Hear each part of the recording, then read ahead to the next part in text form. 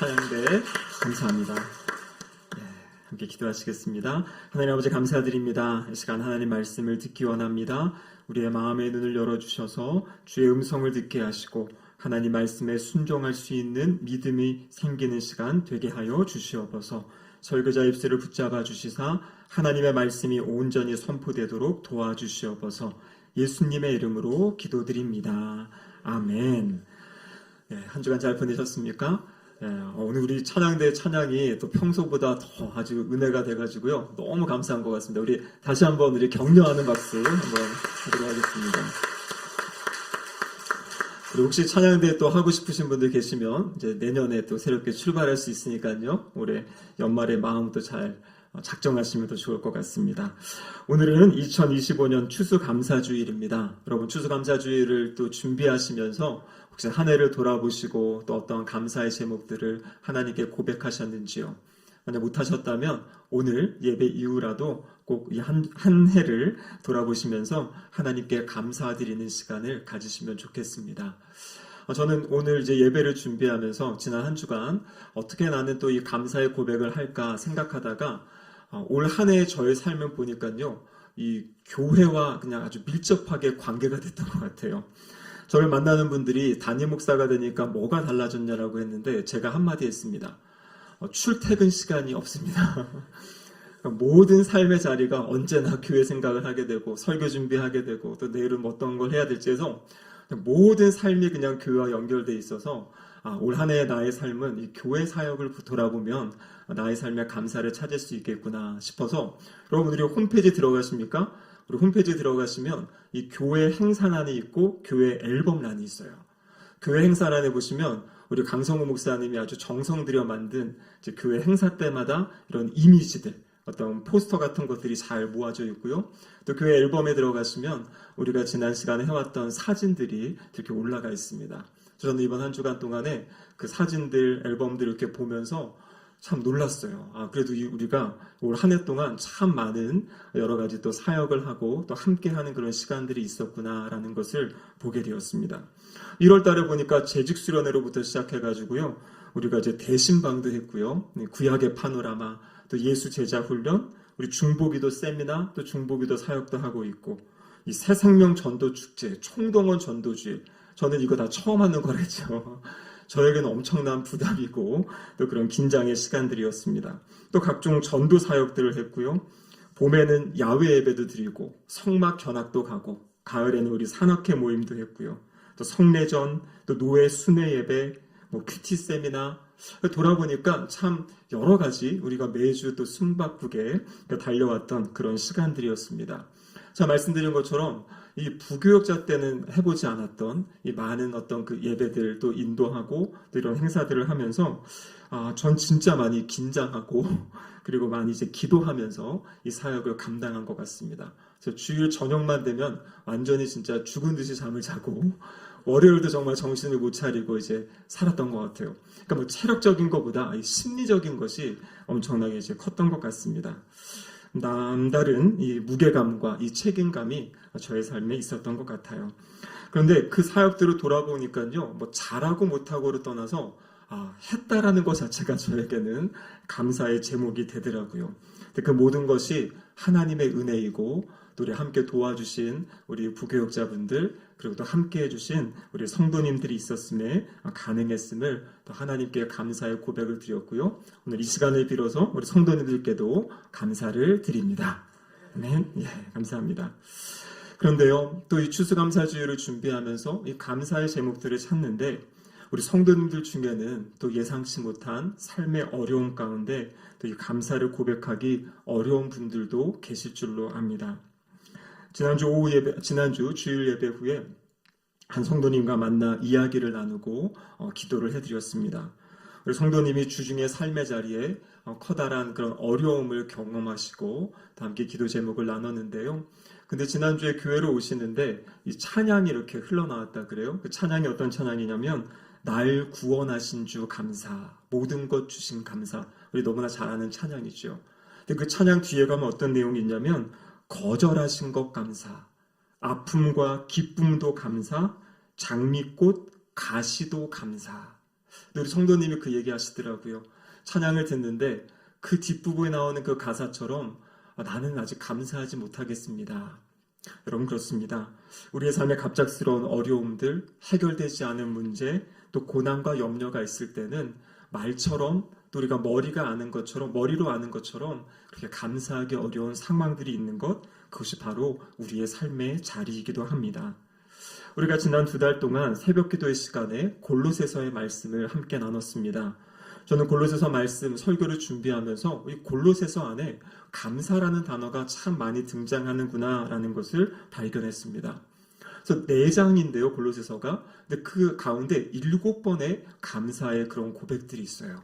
그래서 제가 다른 신약성경과 비교해 봤더니 다른 성경에 비해서도 많은 분량을 이 감사의 단어가 나오고 있는 것을 보았습니다. 근데 여러분, 이 편지를 쓸 당시 사도 바울의 상황은 그렇게 감사할 수 있는 상황은 아니었던 것 같아요. 사도 바울이 10여 년 동안 열심히 3차에 걸쳐 전도사역, 선교사역을 하고 그 마지막 그 모습은 무엇이냐면 이제 잡혀가지고 로마에 투옥되어 있는 그러한 상황입니다. 오늘 이 본문의 상황은 가택연금이 되어서 하나님이 맡겨주신 열방까지 나가서 복음을 전해야 되는데 나갈 수 없는 그러한 상황이에요.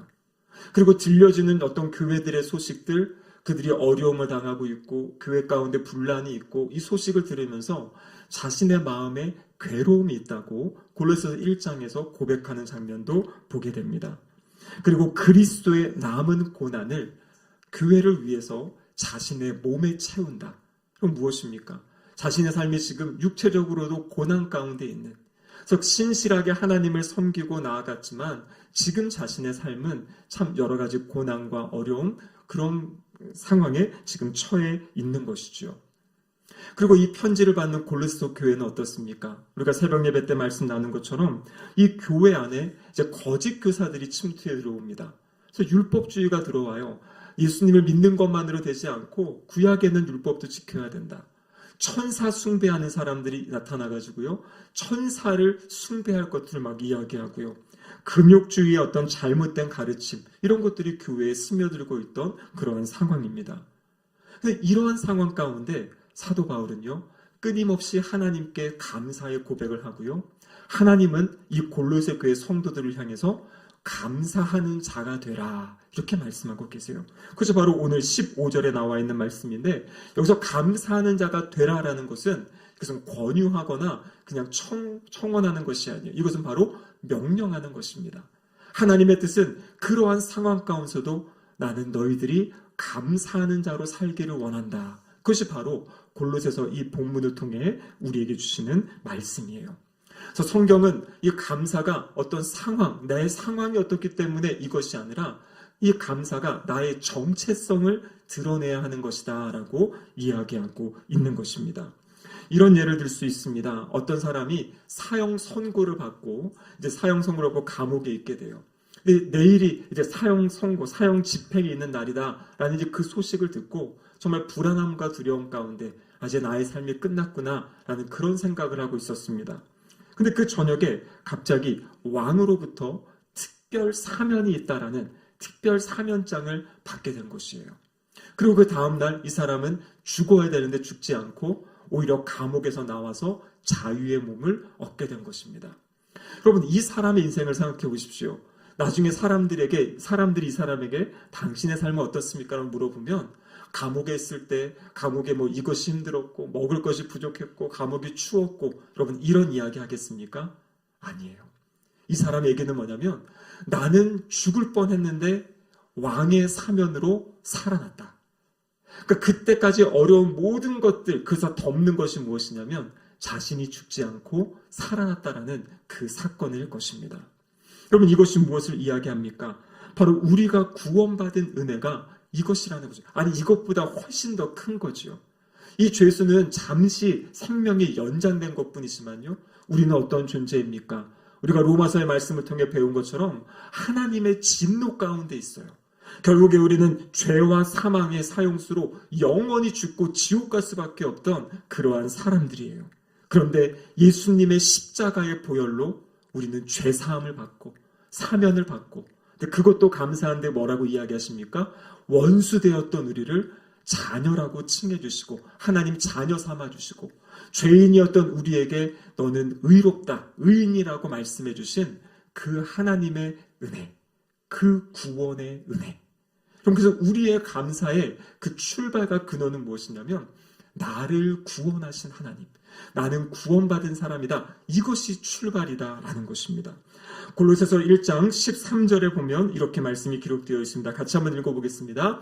그가 우리를 흑암의 권세에서 건져내사 그의 사랑의 아들의 나라로 옮기셨으니. 아멘. 여러분, 여기 성도가 어떤 존재인지 이야기하고 있어요. 흑암의 권세에 있던 우리들을 어떻게 했다고 이야기합니까? 건져내셨다 그래요. 그리고 그의 사랑의 아들의 나라로 옮기셨다. 여러분, 이것은 이미 우리가 예수 그리스도를 믿는 순간, 구세주와 주님으로 믿는 그 순간 우리의 삶에 일어난 일이다라는 것이에요. 우리는 이미 사망과 죄의 권세에서 건짐을 받아가지고 흑암의 권세에서 건짐을 받아서 어디에 있는 것이에요? 하나님의 아들의 나라.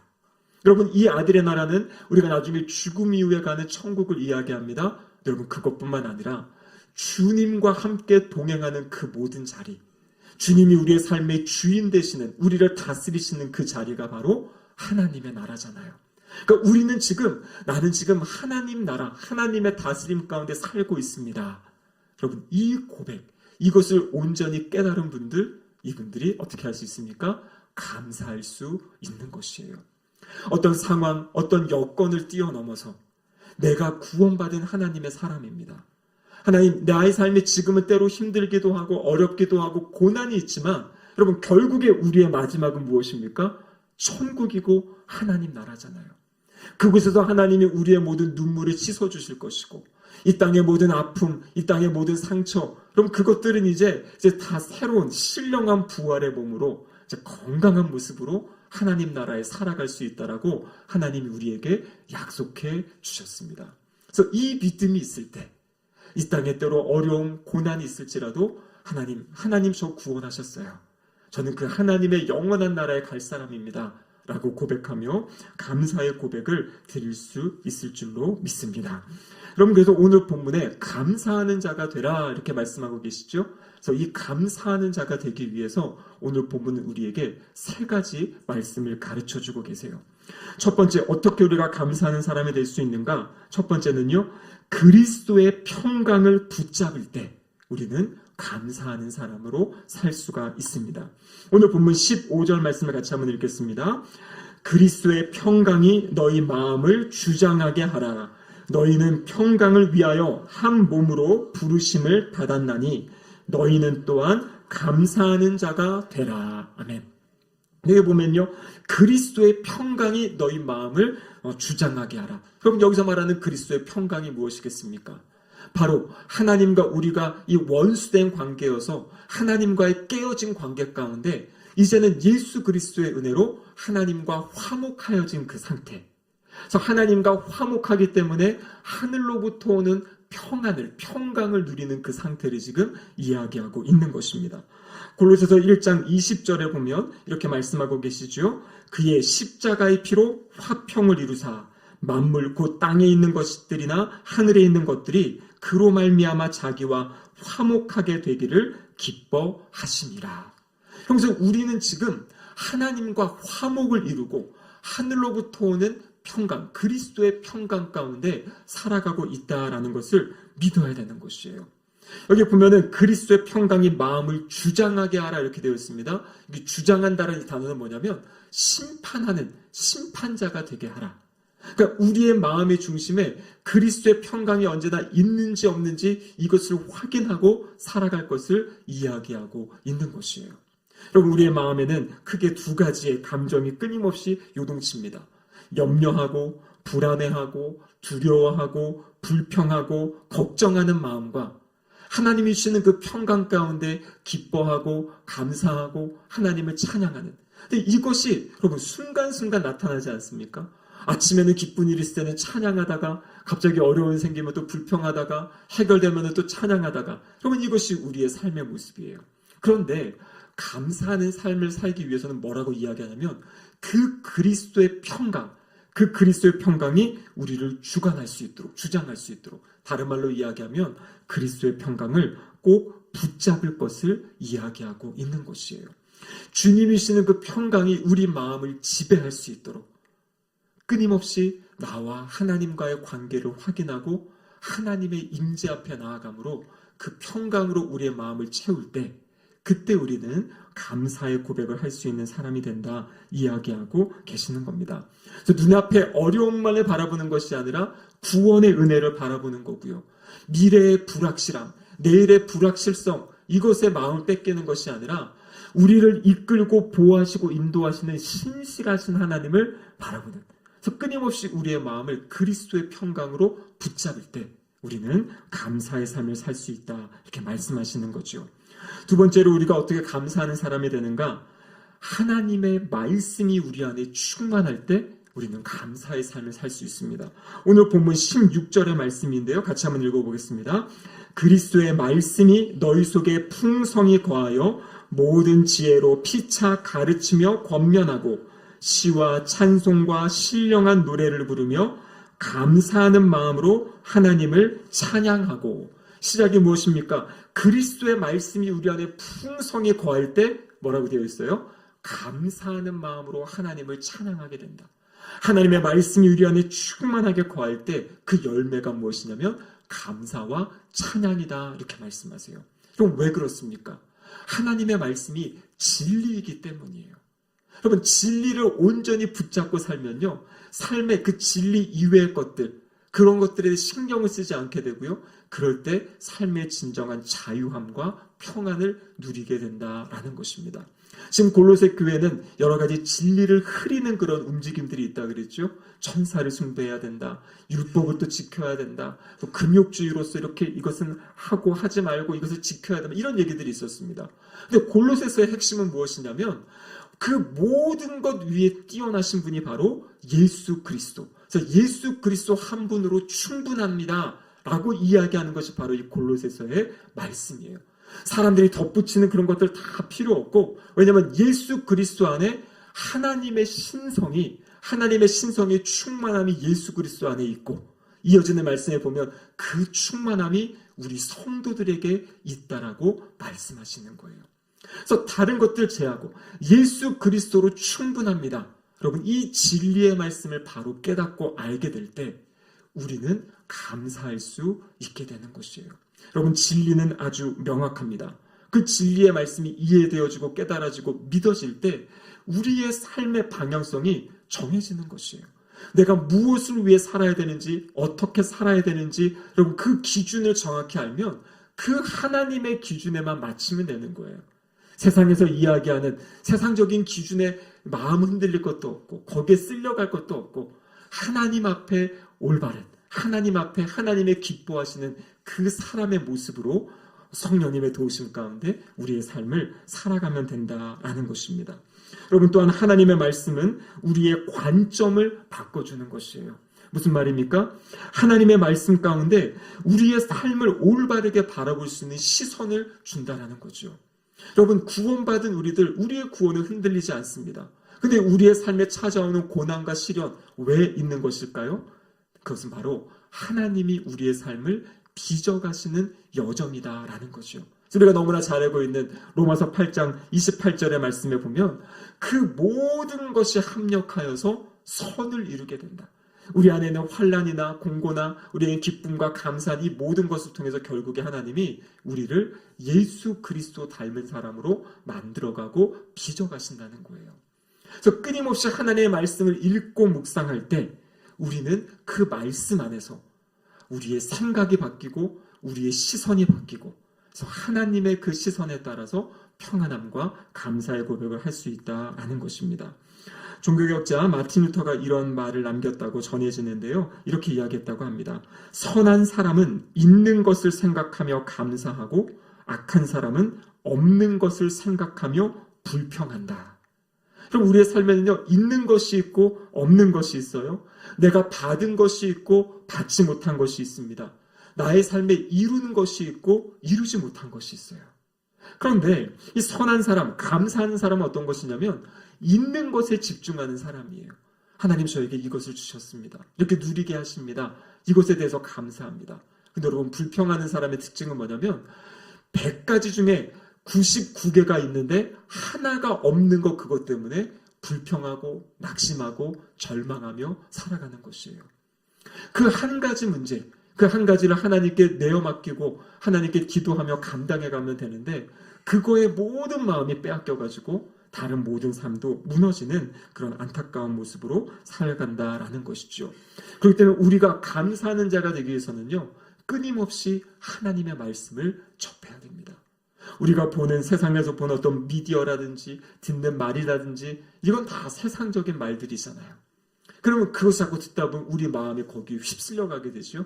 그래서 하나님의 말씀을 읽고 또 듣고 묵상하고 말씀을 암송해서 말씀이 우리 안에 충만하게 거할 때 우리가 진리 가운데 살아가게 되고, 또 우리의 시선이 온전히 세상이 아닌 하나님께로 맞춰지고, 여러분, 그럴 때 감사의 삶을 살아갈 수 있을 줄로 믿습니다. 세 번째는요, 오늘 본문에 이렇게 이야기하고 계세요. 모든 일을 할 때 그것이 바로 하나님께 하는 것으로 생각하고 살아가는 사람, 나의 모든 삶이 하나님께 드리는 예배라고 생각하며 고백하며 살아가는 사람, 그 사람이 감사하는 사람이 된다라고 말씀하고 계십니다. 오늘 본문 17절 말씀 같이 한번 읽어보겠습니다. 또 무엇을 하든지 말에나 일에나 다 주 예수의 이름으로 하고 그를 힘입어 하나님 아버지께 감사하라. 아멘. 그럼 여기 보면요, 무슨 일을 하든지 어떤 말이나 일에나 다 주 예수의 이름으로 하고 이렇게 말씀하고 계시죠. 이어지는 23절과 24절의 말씀에 보면 이렇게 되어 있습니다. 무슨 일을 하든지 마음을 다하여 주께 하듯 하고 사람에게 하듯 하지 말라. 이는 기업의 상을 주께 받는 줄 알미니 너희는 주 그리스도를 섬기느니라. 아멘. 우리가 집에서 집안일을 하는 것, 자녀들을 양육하는 것, 학교에서 공부하는 것, 직장에서 일하는 것, 사업하는 그 모든 일, 그 모든 일이 주님, 제가 하나님께 드리는 예배가 되기 원합니다. 이것이 나의 삶의 예배입니다라는 그 고백을 가지고 살아갈 때, 그러면서 우리가 그 하는 일을 통해서 단순히 내가 돈을 벌겠다? 그러면 돈을 번다고 할 때는요, 언제나 이것은 충분하지가 않아요. 언제나 없다, 부족하다, 연약하다, 만족하지 못합니다. 사람들에게 인정받으려고 하는 일, 여러분, 사람들은 인정해 주지 않아요. 끊임없이 꼬투리를 잡으려고 하고요, 우리를 낙심시키려고 하고 무너뜨리는 것이 사람들의 모습입니다. 그래서 우리는 그 세상의 시선에, 그 관심에 시선을 두는 것이 아니라 오늘 본문에 이야기한 것처럼 그 모든 일을 주께 하듯 할 때 그것을 누가 다 보고 계신 겁니까? 하나님이 보고 계신 거예요. 그리고 하나님이 그것을 보시고 하나님이 우리의 삶을 보시고 기뻐하시고 영광 받으십니다. 때로는 사람들이 이해하지 못하고 알아주지 못하는 우리의 진심의 마음들, 내가 그 일을 그렇게 열심히 하고 최선을 다해서 하지만 사람들은 알아주지 못해요. 하지만 여러분, 누가 그것을 보고 계십니까? 하나님이 보고 계세요. 하나님이 우리의 진실한 마음, 우리의 진실한 말들을 하나님이 보고 계시고요, 하나님이 그것을 보고 기뻐하신다라는 것입니다. 그래서 오늘 이 골로새서 3장 23절 24절에 보면 기업의 상을 주께 받는다. 여러분, 우리는 이 땅의 상급, 이 땅에서의 어떤 평안만 바라보고 살아가는 사람이 아니라 영원한 하나님 나라의 상, 하나님이 주실 그 하나님의 기업의 상을 바라보며 살아가는 사람들이에요. 그래서 그 하나님을 바라보고 살아갈 때 우리의 삶의 자리에 모든 순간 임할 때마다 기도하시면서 그 일을 하시고요, 하나님, 제가 이 일을 통해 하나님을 섬깁니다. 이 일을 통해 하나님을 예배합니다. 여러분, 이 마음으로 살아갈 때 우리가 하는 모든 일이 하나님께 드리는 예배가 되고 제사가 될 줄로 믿습니다. 여러분, 그럴 때 우리는 우리의 삶에 감사할 수 있게 되는 것이에요. 어떤 상황을 넘어서, 어떤 환경을 넘어서 우리에게 그 일을 할 수 있는 기회를 주시고 힘을 주시고 능력을 주신 하나님께 감사하면서 살아가는 그런 감사의 사람이 될 줄로 믿습니다. 우리가 잘 알고 있는 헬렌 켈러라는 분이 계시죠. 이분은 시각장애인이기도 하고 또 귀도 들리지 않습니다. 그런데 이분이 교육계에 커다란 일을 하셨거든요. 근데 이분이 이러한 고백을 했어요. 나는 나의 역경에 대해서 하나님께 감사합니다. 왜냐하면 역경 때문에 나 자신을, 나의 일을, 나의 하나님을 발견했기 때문입니다. 여러분, 눈도 보이지 않고 귀도 들리지 않습니다. 이 정도 되면 많은 사람들이 좌절하고 절망하겠죠. 하지만 헬렌 켈러는요, 그 역경 때문에, 그 어려움 때문에 내가 누구인지 나의 존재를 발견하고 나의 일을 찾았고 무엇보다도 하나님을 발견했기 때문에 자신은 하나님께 감사합니다라고 고백하는 모습을 볼 수 있게 됩니다. 여러분, 그렇습니다. 우리의 감사는요, 어떤 감정이나 기분이나 상황에 따라 하는 것이 아니에요. 감사는요, 선택이고 결단입니다. 주님 우리에게 말씀하셨어요. 감사하는 자가 되라. 여러분, 이것은 명령의 말씀입니다. 왜 이런 말씀하셨습니까? 우리가 하나님께 감사할 때 하나님이 영광 받으세요. 그리고 우리가 하나님께 감사하는 삶을 살 때 우리의 삶이 풍성하고 행복한 삶을 살 수 있게 됩니다. 추수감사주일인데요. 오늘 또 집에 한번 돌아가셔가지고 하나님께 감사의 내용들을 적어보시기도 하고 하나님의 찬양함을 높여드리며 하나님 감사합니다. 여기까지 도우시고 인도하신 에베네셀 하나님께서 또 앞으로의 나의 삶도 도우시고 인도하실 것을 기대합니다. 이런 믿음의 고백을 갖고 살아가시는 복된 한 주간의 삶이 되시기를 주님의 이름으로 축복합니다. 아멘. 기도하시겠습니다. 하나님 아버지 감사합니다. 우리에게 감사의 사람이 되라 말씀하셨습니다. 주님, 모든 삶의 자리에 주님께 감사하며 주님을 찬양하는 삶이 되게 하여 주셔서 하나님께 영광이 되고 풍성한 은혜의 삶 살아가는 우리 모두가 되게 하여 주시옵소서. 예수님의 이름으로 기도드립니다. 아멘.